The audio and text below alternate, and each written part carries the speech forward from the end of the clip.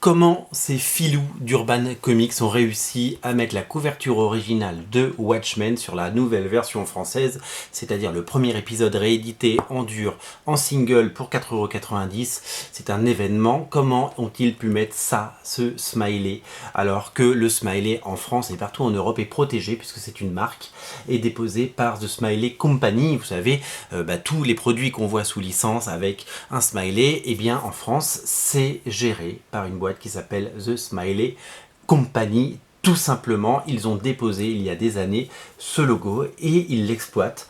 Et du coup, ils interdisent toute exploitation commerciale qui ne serait pas rémunérée. C'est-à-dire que si DC Comics, si Urban Comics en France voulait mettre ça comme couverture de Watchmen, ils auraient le droit de le faire bien entendu, mais il faudrait payer des droits d'auteur. C'est du droit basique, c'est comme ça, c'est du dépôt de marque. Le dépôt de marque est un droit d'occupation. Le premier qui dépose une marque ou un logo lui appartient. Si vous déposez la marque Coca-Cola en 1922 avant que Coca-Cola soit exploitée, la marque est à vous. Si vous déposez Google avant que quelqu'un le dépose, si vous déposez n'importe quelle marque, elle est à vous. C'est comme ça, c'est premier arrivé, premier servi. Donc The Smiley Company a déposé le smiley. La BD existait par ailleurs en tant qu'œuvre, mais du coup aujourd'hui on ne peut pas faire un produit, puisqu'une bande dessinée est un produit, avec le logo. Pour éviter de payer des droits ad vitam aeternam à The Smiley Company, ils ont eu des subterfuges chez Urban Comics. La dernière édition en date, c'était, vous le savez peut-être, la tête de Dr Manhattan. Je ne sais pas si vous vous souvenez. Et du coup, on a échappé malheureusement pendant des années, malheureusement, à la couverture originale avec le smiley, le petit bouton, le pins avec la tache de sang. Eh bien, ils ont été malins chez Urban parce qu'ils connaissent très bien le droit. Et moi aussi, je connais le droit parce que c'est mon métier de faire de droit de propriété intellectuelle et le droit des marques. C'est ce que je fais au quotidien. Et donc du coup, ils ont vendu le numéro 1 sous blister, voilà, clac, clac, clac, clac, clac. Donc avec cette couverture. Au début, quand j'ai vu cette couverture, j'ai fait bon, c'est bien, c'est une belle tentative.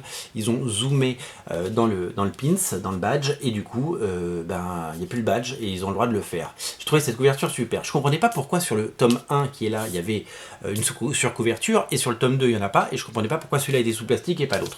Tout simplement parce que c'est vendu du coup comme un produit comme ça. Et une fois que vous l'ouvrez, quand vous retirez ceci, vous pouvez le garder, vous pouvez le retirer. Moi, je vais le garder. Et bien là, vous avez le pins, vous avez le badge, vous avez le smiley. Et bien là, du coup, ce n'est plus considéré comme un produit parce que le produit, c'est ça. Là, c'est considéré comme une œuvre. Et là, c'est considéré comme une œuvre. Et comme dans n'importe quelle bande dessinée, quelqu'un qui aura envie de faire un smiley, The Smiley Company ne va pas réclamer des droits. Puisque à l'intérieur de la BD, ça a toujours été reproduit. Et ça a été reproduit en tant qu'œuvre. Voilà pourquoi ça peut passer. Et voilà pourquoi Urban a réussi de façon brillante à contourner la loi et à contourner des interdits pour pouvoir proposer enfin cette couverture. Je suis ravi parce que d'abord, c'est très malin. Et puis en plus, c'est cool. Ça fait une édition vraiment super. Si vous voulez redécouvrir Watchmen, eh bien sachez que les 12 numéros de Watchmen vont ressortir sous ce format-là. Je range un petit peu ma BD pendant que je vous parle.